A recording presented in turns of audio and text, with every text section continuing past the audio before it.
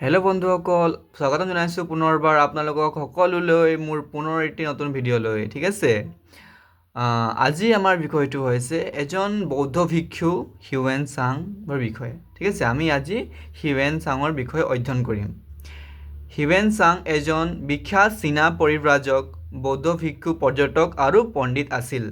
তেখেতে ৭ম শতিকাত ভাৰত ভ্ৰমণ কৰিছিল আৰু ভাৰতৰ শিক্ষা, সংস্কৃতি, ধৰ্ম আৰু সমাজ ব্যৱস্থাৰ বিষয়ে গুৰুত্বপূৰ্ণ তথ্য লিখি থৈ গৈছে। তেখেতে বিশেষকৈ নালন্দা মহাবীৰা বিশ্ববিদ্যালয়ত অধ্যয়ন কৰিছিল। হিউৱেন চাঙৰ ভ্ৰমণ বৃত্তান্তৰ জৰিয়তে সেই সময়ৰ ভাৰতৰ ইতিহাস জানিবলৈ বহু সহায় পোৱা যায়। আৰম্ভ কৰোঁ। হিউৱেন চাং ভায়ানৰ প্ৰায় ২০০ বছৰৰ পাছত আন এজন চীনা তীৰ্থযাত্ৰী হিউৱেন চাং ভাৰতলৈ আহিছিল। ৬৩০ খ্ৰীষ্টাব্দৰ পৰা ৬৪৪ খ্ৰীষ্টাব্দৰ ভিতৰত তেওঁ ভাৰত ভ্ৰমণ কৰিছিল। মনত থ'ব, ৬৩০ খ্ৰীষ্টাব্দৰ পৰা ৬৪৪ খ্ৰীষ্টাব্দৰ ভিতৰত তেওঁ ভাৰতলৈ ভ্ৰমণ কৰিছিল। টাইম ডিউৰেশ্যন মনত থ'ব 630 to 644 BC। ঠিক আছে, তেওঁক তীৰ্থযাত্ৰীসকলৰ যুৱৰাজ, প্ৰিন্স অফ পিলগ্ৰিমছ, আইনৰ পণ্ডিত, মাষ্টাৰ্ছ অফ ল' আৰু বৰ্তমানৰ শাক্যমুনি, প্ৰেজেণ্ট শাক্যমুনি। মনত থ'ব, হিউৱেন চাঙক প্ৰিন্স অফ পিলগ্ৰিমছ বুলি কোৱা হয়, আইনৰ পণ্ডিত বুলি কোৱা হয়, মাষ্টাৰ্ছ অফ ল', লগতে প্ৰেজেণ্ট শাক্যমুনি বুলি আখ্যা দিয়া হৈছিল। মনত থ'ব, সুদীৰ্ঘকাল ভাৰত ভ্ৰমণ কৰি তেওঁ যি দেখিছিল তাৰ বিশদ বিৱৰণ চি ইউ কি নামৰ পুথিখনত সন্নিৱিষ্ট আছে। মনত থ'ব যে তেওঁ সুদীৰ্ঘকাল ভাৰত ভ্ৰমণ কৰি তেওঁ যি দেখিছিল, তেওঁ কি মানে ভাৰতবৰ্ষৰ অহাৰ পাছত কি ভ্ৰমণ কৰাৰ পাছত যি ধৰণৰ বস্তু দেখিলে, গোটেইখিনি সেই বস্তুখিনি, পৰিৱেশখিনি, তাৰ বিষয়ে তেওঁ চি ইউ কি নামৰ পুথিখনত অধ্যয়ন কৰি গৈছে, তেওঁ লিখি থৈ গৈছে। ঠিক আছে, তেওঁৰ এই বিৱৰণটো এছ বিলৰ Buddhist record of western world আৰু ৱাটাৰৰ on Yuan Chwang's travels in India নামৰ গ্ৰন্থ দুখনত পোৱা যায়। ঠিক আছে, তদুপৰি হিউৱেন চাঙৰ বন্ধু ইউলিয়েও তেওঁৰ এখন জীৱনী লিখিছিল আৰু এছ বিলে সেইখন লাইফ অফ হিউৱেন চাং নামেৰে ইংৰাজীলৈ অনুবাদ কৰিছিল। মনত থ'ব, তদুপৰি হিউৱেন চাঙৰ বন্ধু ইউলিয়েও, মনত থ'ব যে ইউলিয়েও কাৰ ফ্ৰেণ্ডছ আছিল? হিউৱেন চাঙৰ। ঠিক আছে, হিউৱেন চাঙৰ এজন বন্ধু আছিল, তাৰ নাম আছিল ইউলিয়েও। ঠিক আছে, তেওঁৰ এখন জীৱনী লিখিছিল আৰু এছ বিলে সেইখন লাইফ অফ হিউৱেন চাং নামেৰে ইংৰাজীলৈ অনুবাদ কৰিছিল। মনত থ'ব, ৬০০ খ্ৰীষ্টাব্দত জন্ম লাভ কৰা হিউৱেন চাং ৩০ বছৰ বয়সত এজন পূৰ্ণাংগ ভিক্ষুৰ অৰ্হতা অৰ্জন কৰিছিল। তেওঁ উপলব্ধি কৰিলে যে তেতিয়াও তেওঁ বৌদ্ধ ধৰ্মৰ বহুতো কথা জানিবলৈ আছে। সেয়ে বুদ্ধৰ জন্মভূমি ভাৰত ভ্ৰমণ কৰি বৌদ্ধ দৰ্শন অধ্যয়ন কৰিবলৈ সিদ্ধান্ত লয়। যদিও চীনা সম্ৰাটৰ অনুমতি নোপোৱাৰ বাবে গোপনে দেশ এৰি আহে। তাজখণ্ড, সমৰখণ্ড, বালখ আদিক অতিক্ৰম কৰি ৬৩০ খ্ৰীষ্টাব্দত গান্ধাৰত উপস্থিত হ'ল। ইয়াৰ পৰা তেওঁ কাশ্মীৰ পালেহি আৰু তাত তেওঁ ২ বছৰ কটায়। তাৰ পাছত তেওঁ পঞ্জাৱলৈ আহি কপিলাবস্তু, বাৰাণসী, গয়া, কুশীনগৰ আৰু বুদ্ধদেৱৰ জীৱনৰ লগত জড়িত স্থানসমূহ ভ্ৰমণ কৰে। বৌদ্ধ ধৰ্ম বিষয়ক অধ্যয়নৰ প্ৰাণকেন্দ্ৰ নালন্দা বিশ্ববিদ্যালয়ত তেওঁ দীৰ্ঘদিন থাকি বৌদ্ধ ধৰ্মৰ অধ্যয়ন কৰে। মনত থ'ব যে বৌদ্ধ ধৰ্ম বিষয়ক অধ্যয়নৰ প্ৰাণকেন্দ্ৰ নালন্দা বিশ্ববিদ্যালয়ত তেওঁ দীৰ্ঘদিন থাকি বৌদ্ধ ধৰ্মৰ অধ্যয়ন কৰে। তেওঁ বৌদ্ধ ধৰ্ম অধ্যয়ন ক'ত কৰে? প্ৰাণকেন্দ্ৰ নালন্দা বিশ্ববিদ্যালয়ত থাকি, ঠিক আছে, অধ্যয়ন কৰে। ইয়াত থকা সময়তে কামৰূপ ৰাজ ভাস্কৰ বৰ্মনৰ ৰজা হ'ব। ঠিক আছে, কামৰূপ ৰজা ভাস্কৰ বৰ্মনৰ আমন্ত্ৰণ ক্ৰমে কামৰূপ ৰাজ্য ভ্ৰমণ কৰে আৰু কনৌজ ৰাজ হৰ্ষবৰ্ধনৰো আতিথ্য গ্ৰহণ কৰিছিল। ঠিক আছে, তেওঁ ভাস্কৰ বৰ্মনৰ আমন্ত্ৰণ ক্ৰমে কামৰূপ ৰাজ্য ভ্ৰমণ কৰিছিল, লগতে কনৌজ ৰাজ হৰ্ষবৰ্ধনৰো আতিথ্য গ্ৰহণ কৰিছিল। দক্ষিণ ভাৰতৰ আৰু পশ্চিম ঘাট অঞ্চলকে ধৰি তেওঁ সমগ্ৰ ভাৰতবৰ্ষ ভ্ৰমণ কৰিছিল। নথব দক্ষিণ ভাৰত আৰু পশ্চিম ঘাট অঞ্চলকে ধৰি তেওঁ সমগ্ৰ ভাৰতবৰ্ষকে ভ্ৰমণ কৰিছিল। 644 খ্ৰীষ্টাব্দত হৰ্ষবৰ্ধনৰ অনুমতি লৈ তেওঁ স্বদেশলৈ ঘূৰি যায়। উদিত নামৰ এজন ৰজাই তেওঁক সীমান্তলৈকে আগবঢ়াই দিছিল। পামিৰ আৰু খুটান পাৰ হৈ তেওঁ 645 খ্ৰীষ্টাব্দত চীন দেশত উপস্থিত হয়গৈ। 645 খ্ৰীষ্টাব্দত তেওঁ চীন দেশত উপস্থিত হয়গৈ। ভাৰতৰ পৰা ঘূৰি যাওঁতে তেওঁ কিছুমান বুদ্ধ মূৰ্তি, 657খন বৌদ্ধ ধৰ্ম গ্ৰন্থ আৰু 150 টুকুৰা বুদ্ধৰ শৰীৰৰ অস্থি লগত লৈ গৈছিল। ঠিক আছে, আমি এতিয়া পঢ়িলোঁ ইন্ট্ৰডাকশ্যনটো ভালদৰে পঢ়িলোঁ, তেওঁ কি কৰিছিল ভাৰতবৰ্ষলৈ আহি কিনে। আজি এতিয়া আমি তেওঁৰ দৃষ্টি হিউৱেন চাঙৰ দৃষ্টিত ভাৰতৰ বিষয়ে পঢ়িম। চাব দেই বন্ধুসকল, এই যোনটো টপিকটো এইটো state government plus central government exam কাৰণে বহুত পাৰ্চপেক্টিভ টপিক হয়, যোনটো ইয়াৰ পৰা বহুতখিনি কুৱেশ্যনছ অহা দেখা যায় কিছুমান এক্সামৰ। ঠিক আছে, তো সেইকাৰণে মই এইটো ভিডিঅ'টো আপোনাৰ ওচৰলৈ আনিছোঁ। এতিয়া আমি পঢ়িম হিউৱেন চাঙৰ দৃষ্টিত ভাৰত। হিউৱেন চাঙৰ ভ্ৰমণ বৃত্তান্তই সমসাময়িক ভাৰতত আৰ্থ-সামাজিক, ধৰ্মীয়, প্ৰশাসনিক অৱস্থাৰ এক চিত্ৰ দাঙি ধৰে। মনত থ'ব, হিউৱেন চাঙৰ ভ্ৰমণ বৃত্তান্তই সমসাময়িক ভাৰতত আৰ্থ-সামাজিক, ধৰ্মীয়, প্ৰশাসনিক অৱস্থাৰ এক চিত্ৰ দাঙি ধৰে। তেওঁৰ প্ৰত্যক্ষ অভিজ্ঞতা আৰু পৰ্যবেক্ষণৰ ওপৰত ভিত্তি কৰি লিখা বৃত্তান্তটোত দুই এটা ত্ৰুটি আছে। ইয়াত লিখা হৈছে যে, ভালকৈ মনত থ'ব, তেওঁৰ প্ৰত্যক্ষ অভিজ্ঞতা আৰু পৰ্যবেক্ষণৰ ওপৰত ভিত্তি কৰি লিখা বৃত্তান্তটোত দুই এটা ত্ৰুটি আছে যদিও, আমি নেক্সট পেজটো টাৰ্ণ কৰিম। ঠিক আছে, ৰ'ব।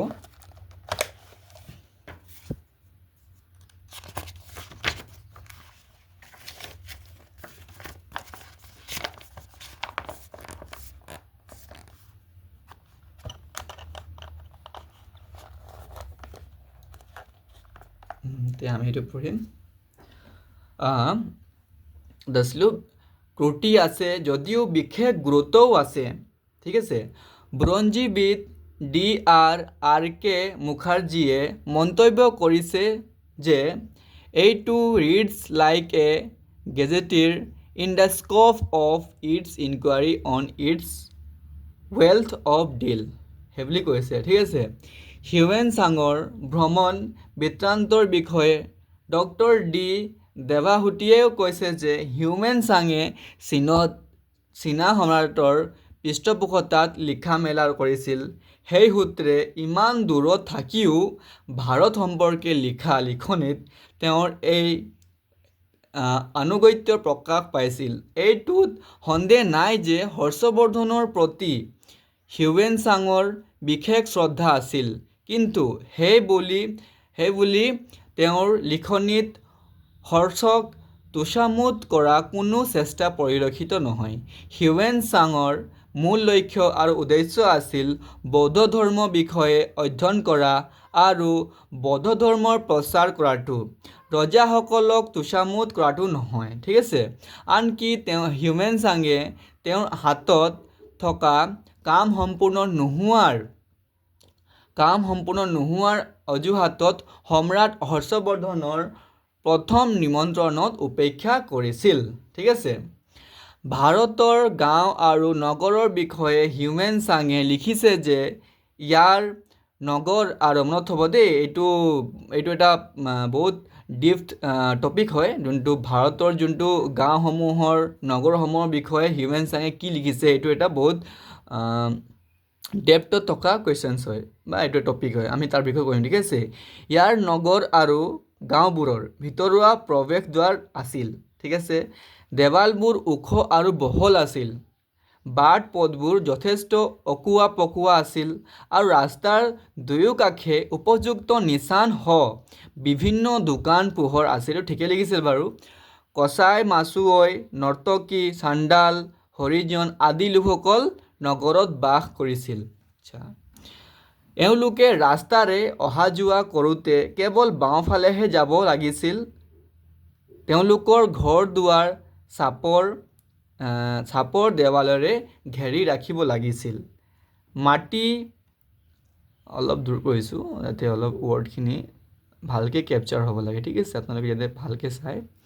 মাটি যিহেতু কোমল আৰু বোকাময় আছিল, সেয়ে নগৰৰ বেছিভাগ দেৱাল ইটা আৰু টাইলছৰে নিৰ্মাণ কৰা হৈছিল। বা এইখিনি কথাও লিখিছে। ঠিকে আছে।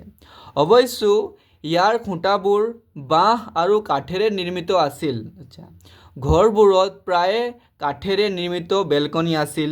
সেইবোৰত চূণৰ প্ৰলেপ দিয়া হৈছিল। ঘৰবোৰ প্ৰায় একেধৰণৰ আছিল। বেৰবোৰ গোবৰ মাটিৰে লিপি তাত চূণৰ প্ৰলেপ দিয়া হৈছিল। আচ্ছা, এইখিনি কথাটো হয়, সঁচা কথা হয়। আমি আগতেও পাইছোঁ পঢ়া ইতিহাসবোৰত। তো এইখিনি কথা সঁচা কথাখিনিয়ে লিখা হৈছিল, হয়নে? এতিয়া পঢ়িম। বৌদ্ধ মঠসমূহ বিশেষ পাৰদৰ্শিতাৰে সজোৱা হৈছিল বৌদ্ধ মঠসমূহ। ঠিক আছে। মঠবোৰৰ দুৱাৰ খিৰিকীবোৰত নানা ধৰণৰ ৰং লগোৱা হৈছিল। ভিক্ষু থকা কোঠাবোৰৰ ভিতৰফালে নানা ৰংচোৱা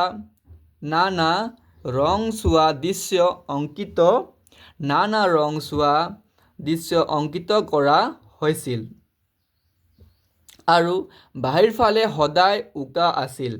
মঠবোৰৰ ঠিক মাজত আহল বহল আৰু ওখকৈ ডাঙৰ কোঠাৰ ব্যৱস্থা আছিল। সেই মঠবোৰ কেইবা মহলাও আছিল। প্ৰত্যেকটোৰ উচ্চতা আৰু আকৃতি বেলেগ বেলেগ আছিল।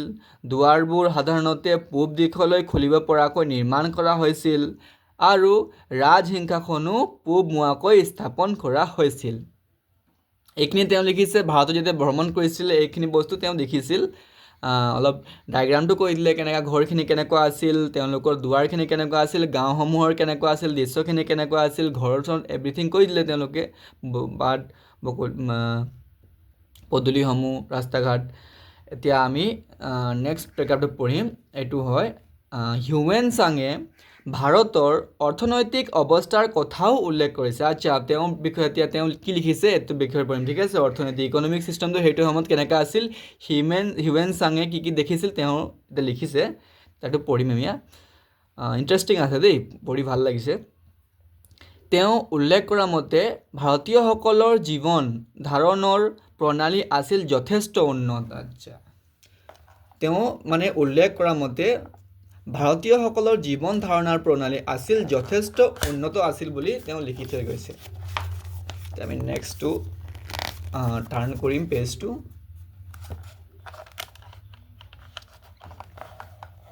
এইটো পঢ়িম আমি ইয়াতে। ঠিক আছে। উন্নত মানৰ। ঠিক আছে। দেশত সোণ আৰু ৰূপৰ মুদ্ৰা প্ৰচলিত আছিল আৰু কড়ি আৰু মুকুতাও ব্যৱহাৰ কৰা হৈছিল।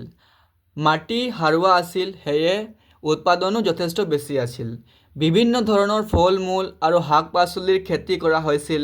ঘেঁহুৰ খেতি, বিভিন্ন শস্য, চেনি, ঘি আৰু গাখীৰৰ পৰা তৈয়াৰ বিভিন্ন খাদ্য সামগ্ৰী ভাৰতীয় মানুহৰ মূল আহাৰ আছিল। কিছুমান নিৰ্দিষ্ট উপলক্ষত মানুহে মাছ, পশুৰ মাংস, ছাগলীৰ মাংস আদি ভক্ষণ কৰিছিল। গো মাংস আৰু কিছুমান বনৰীয়া জীৱ-জন্তুৰ মাংস সমাজত প্ৰচলিত আছিল লিখা আছে। কোনোবাই যদি এই নিয়ম ভংগ কৰে তেনে লোকক সমাজচ্যুত কৰা হৈছিল। ঠিক আছে। তেওঁলোকে নহৰু আৰু পিঁয়াজ ভক্ষণ নকৰিছিল। ভাৰতীয়সকলে পাট, ৰেচম আৰু কপাহী কাপোৰ তৈয়াৰ কৰা বিদ্যাত যথেষ্ট উন্নত আছিল। চাব দেই, ভাৰতীয়সকলে পাট আৰু ৰেচম আৰু কপাহী কাপোৰ তৈয়াৰ কৰা বিদ্যাত যথেষ্ট উন্নতি আছিল। সেই সময়ত ক্ষম কম্বল আদি বিভিন্ন ধৰণৰ কাপোৰ তৈয়াৰ কৰা হৈছিল। ৰজা আৰু অভিজাত শ্ৰেণীৰ লোকসকলে অসাধাৰণ অলংকাৰ পৰিধান কৰিছিল। তেওঁলোকে ফুলৰ মালা, মূল্যৱান পথৰেৰে সুশোভিত মুকুট, কণ্ঠহাৰ, আঙঠি, বক্ষবন্ধনী আদিক অলংকাৰ ৰূপে পৰিধান কৰিছিল। মনত থ'ব, তেওঁলোকে ফুলৰ মালা, মূল্যৱান পাথৰেৰে সুশোভিত মুকুট, কণ্ঠহাৰ, আঙঠি আৰু বক্ষবন্ধনী আদিক অলংকাৰ ৰূপে পৰিধান কৰিছিল। ধনী ব্যৱসায়ীসকলে কেৱল মূল্যৱান বক্ষবন্ধনী পিন্ধিছিল।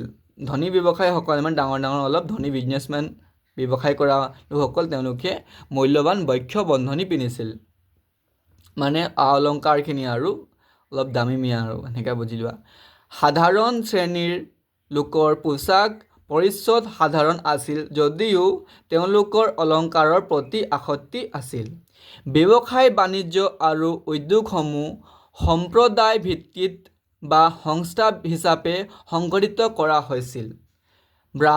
ব্ৰাহ্মণসকল ঔদ্যোগিক কাম কাজৰ পৰা আঁতৰি আছিল। হিউৱেন চাঙে উল্লেখ কৰিছে যে জাতিভেদ প্ৰথাই ভাৰতীয় সমাজ ব্যৱস্থা যথেষ্ট প্ৰভাৱ বিস্তাৰ কৰিছিল। সেইটো সময়ত যোনটো জাতিভেদ প্ৰথাই ভাৰতীয় সমাজত যথেষ্ট প্ৰভাৱ বিস্তাৰ কৰিছিল, সেইটো হয় বাৰু। সমাজত অসবৰ্ণ বিবাহ প্ৰচলন নাছিল। একে জাতিৰ লোকৰ মাজতো বিয়া বাৰু আৰু খোৱা লোৱাৰ ক্ষেত্ৰত বহুতো বাধা আছিল। কিন্তু সামাজিক উৎসৱ আদিত সকলো একগোট আছিল। সামাজিক উৎসৱসমূহত সকলোৱে একগোট আছিল। ইয়াত বিধৱা বিবাহ প্ৰচলন নাছিল আৰু মহিলাসকলে, বিশেষকৈ উচ্চ শ্ৰেণীৰ মহিলাসকলে পৰ্দা প্ৰথা ব্যৱহাৰ কৰা নাছিল। মানে উচ্চ শ্ৰেণীৰ যিসকল মহিলা আছিল তেওঁলোকে পৰ্দা প্ৰথা ব্যৱহাৰ কৰা নাছিল। দেশত সতী প্ৰথা প্ৰচলন আছিল। ৰজা প্ৰভাকৰ বৰ্ধনৰ মৃত্যুৰ পাছত তেওঁৰ ৰাণী যশোমতীয়ে স্বামীৰ চিতাত আত্মজা দিছিল। ৰাজশ্ৰীয়েও তেওঁৰ স্বামীৰ মৃত্যুৰ পাছত তেনে কৰিব বিচাৰিছিল আৰু বহু চেষ্টাৰ পাছতহে তেওঁক তাৰ পৰা বিৰত ৰখা হৈছিল। এতিয়া পঢ়িম, ব্ৰাহ্মণসকলে ধৰ্মীয় কৰ্তব্য সম্পাদন কৰিছিল। তেওঁ কৈছে যে ব্ৰাহ্মণসকলে ধৰ্মীয় কৰ্তব্য পালন কৰিছিল, হয় বাৰু। ক্ষত্ৰিয়সকলে দেশ শাসনৰ কামত জড়িত আছিল। ব্যৱসায় বাণিজ্য, উদ্যোগ আদি পৰিচালনাৰ কামবোৰ পৰিচালনা কৰিছিল। শাৰীৰিক শ্ৰম আৰু খেতি বাতিৰ কাৰণে শূদ্ৰসকলক নিয়োগ কৰা হৈছিল। মানে শূদ্ৰসকলক শাৰীৰিক শ্ৰম মানে ভাবি লোৱা আৰু লেবাৰ ৱৰ্ক নিচিনা, খেতি বাতি মানে এগ্ৰিকালচাৰৰ লগত প্ৰডাকশ্যনৰ ওপৰত কাম কৰিবৰ কাৰণে তেওঁলোকক ব্যৱহাৰ কৰিছিল, ভাবি লোৱা আৰু। ব্যক্তিগত চাফ চিকুণতাৰ ওপৰত ভাৰতীয়সকলে যথেষ্ট গুৰুত্ব আৰোপ কৰিছিল। তেওঁলোকে খোৱাৰ আগতে খাদ্যদ্ৰব্য ধুই লৈছিল আৰু বাহী খাদ্য কেতিয়াও নাখাইছিল। তেওঁলোকে শিলৰ আৰু কাঠৰ বাচন বৰ্তন খাদ্য গ্ৰহণৰ পাছত ধ্বংস কৰি পেলাইছিল আৰু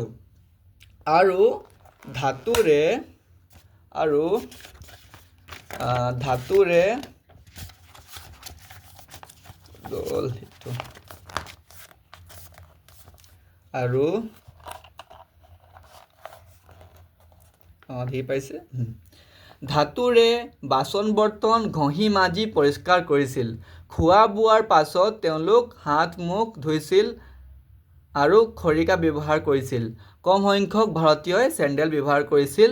তেওঁলোকক দাঁতত ক'লা আৰু ৰঙা ৰঙৰ প্ৰলেপ সানিছিল, চুলি বান্ধি ৰাখিছিল আৰু কাণত ফুটা কৰি লৈছিল। টকা পইচাৰ ক্ষেত্ৰত তেওঁলোক সৎ আছিল আৰু ন্যায় বিচাৰৰ ক্ষেত্ৰত তেওঁলোকে সততাৰ পৰিচয় দিছিল। তেওঁলোকে ঠগ প্ৰবঞ্চনা নকৰিছিল আৰু প্ৰতিজ্ঞা আৰু প্ৰতিশ্ৰুতিসমূহ সততাৰে পালন কৰিছিল।